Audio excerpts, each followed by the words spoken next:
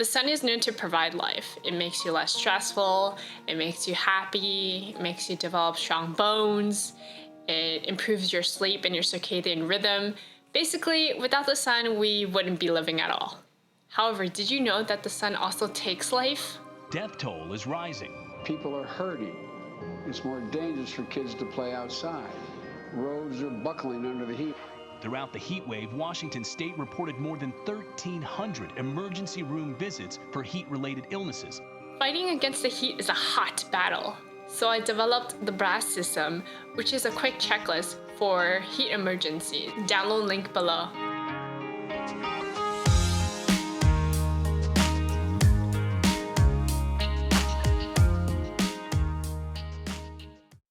Hello everyone, welcome to the channel. My name is Irene. I'm an acupuncturist and I also worked as an EMT. Today we will discuss heat emergencies, from heat cramps to life-threatening cases of heat stroke, and what you can do in these emergencies. Lately, the weather has been sizzling hot. You can probably fry an egg outside. Heat emergencies are caused by overexposure to hot weather, whether you're outside or doing physical activity or playing sports outside. Causes you to become dehydrated. The CDC reported that all heat-related deaths and illnesses are preventable. Yet, despite this fact, over 600 Americans died due to heat-related causes. But what exactly is the cause of this rising temperature? According to Dr. Mark Jacobson, professor of environmental engineering at Stanford University, many factors contribute to the high rising temperature, including but not limited to global warming, longer summer days, greenhouse gases, higher pressure that traps the heat onto the surface, and high humidity that prevents our pores to release sweat. Heat emergencies are due to long exposures in the sun. There are 3 different types of heat emergencies, from the least dangerous to the most dangerous. The least dangerous are heat cramps, where you might have moist skin, muscle tightness, muscle cramping, muscle spasms, and possibly a mild fever. The next level up are heat exhaustion, where you might experience some slight headache, confusion, dizziness, maybe some irritability, along with the symptoms of the heat cramps. The last and the most dangerous heat emergency is a heat stroke. A heat stroke happens when the person's body temperature rises well over 104 degrees Fahrenheit or 40 degrees Celsius. The patient will also experience some seizures, some hallucinations, maybe loss of consciousness in severe cases too. In events of emergencies, sometimes we blank out and we don't know what to do. So I will show you my step-to-step guide of what I did to help a heat stroke patient, along with some useful tips towards the end of the video. This is Heat Stroke 101 using the BRASS system. The BRASS system is an acronym for B, breathe, R, response, A, action, S, stay, and S, send. Sometimes our body goes into a state of shock. So by breathing, you can reset your system and know what to do and get your brain working again. Inhale for 4. Exhale for 4. When you breathe in, expand your chest, push down your diaphragm, and tuck in your stomach. When you exhale, everything is in reverse. So push out your stomach, pull up your diaphragm, compress your chest, and let the air blow out your mouth. Remember to be slow and gentle. After you have accessed your situation with a clear mind, then you know what to do, which leads us to the R, the response phase. The response phase is when you go up to the person to see how they are currently doing. Hi, are you okay? Do you need any help? If the person does not answer you, you can tap or shake the person to see if you get any response. And if those don't work, the last thing you can do is check their pulse. If the person is unconscious, you can check their radial pulse, or better yet, their carotid pulse, to see if there's any heartbeats. After you have a good understanding of the situation, whether the person is conscious or unconscious, you know what your next steps are, which brings us to the action phase. If the person is conscious, you would take steps to relieve their heat discomfort, including providing water, shade, maybe wet towels to cool down their body. Or you can even elevate the feet so the blood goes back to the brain. However, if you deem that the person is unconscious, the very first thing you should do is call for help. Call for help. And explain to the dispatcher what has happened, what did you find, how's the person currently doing, your location, and all the basic information. And make sure that you call for help or you have voiced your opinion to call for help. This is super critical because this occurs in a group when we assume other people are going to do it, but they were actually assuming the same thing that you were assuming, so nothing gets done. And this human psychological thinking is actually pretty common, and it happened to Kitty Genovese in 1964, not even 100 years ago, where it was a normal sunny day in New York City, and she was in the parking lot of an apartment complex, and this guy approached her and started doing bad things to her. All around the complex apartments, you can hear her screams, her yells, her call for despair, and she has attracted over 38 witnesses, but none of them did anything to help her. And that's just a sad story. If you see something, say something. Call for help. Always, always.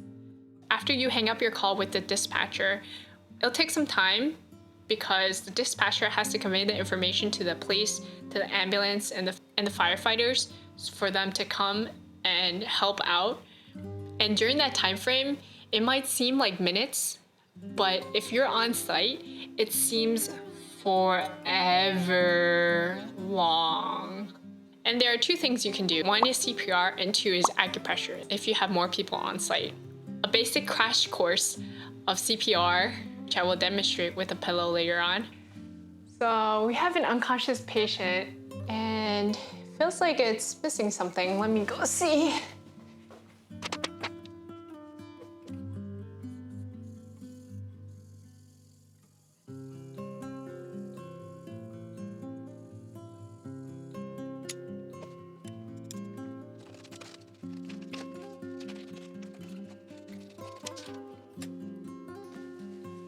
All right, there you go. I think that's better. So that's the heart on the left side. And today we're gonna perform CPR. First thing you wanna do is be like, hey, how are you? And if there's nothing, you tap it or you shake it. No response. Then you check their pulse by their neck. You can do the airway, which is okay, but now with COVID and masks and everything, I would just go directly to chest compressions. Take the palm, push it on the edge, then interlock your fingers. 1, 2, 3, 4, 5, 6, 7, 8, 9, 10, 11, 12, 5, 6, 7, 8, 9, 10, 1, 2, 3, 4, 5, 6, 7, 8, 9, 10. And hopefully, you keep on repeating this process. And don't do that anymore. And you'll be alive. And make sure to give powerful chest compressions. Chest compressions, chest compressions, chest compressions, chest compressions, chest compressions. Because it's all about chest compressions, chest compressions, chest compressions. You can try another method using acupressure. And crazy story short, I actually use this point on a heat stroke patient. It works. This point is on an energy pathway that connects your heart and your brain, and it stimulates your life energy again. So where is the point located? This point is located the upper middle third of your pectorum, which is a fancy way of saying the area underneath your nostril and above your upper lip. It's like right in there.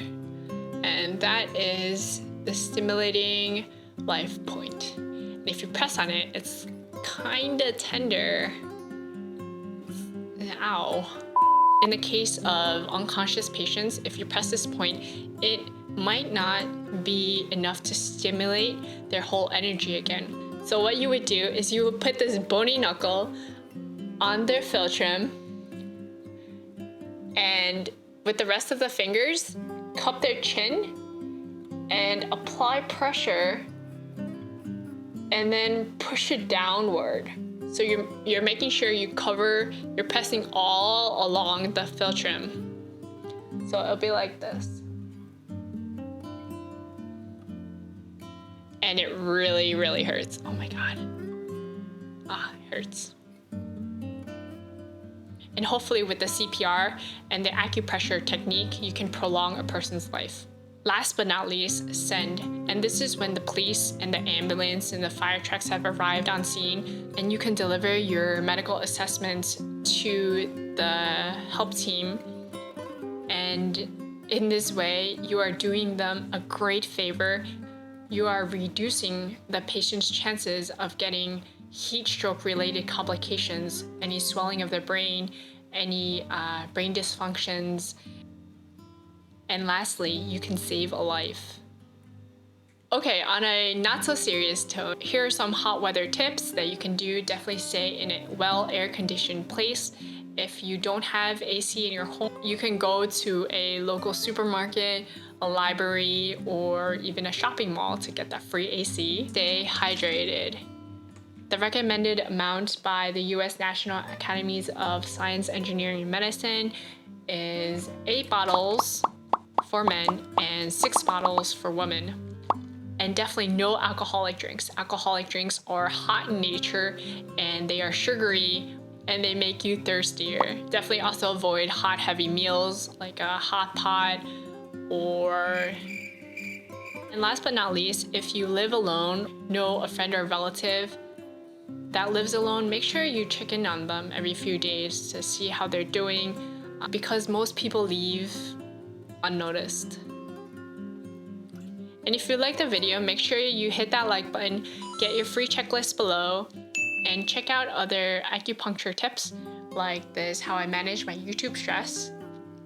Last but not least, stay healthy, keep cool. Till next time. And if you press on it, it's kinda tender. Oh.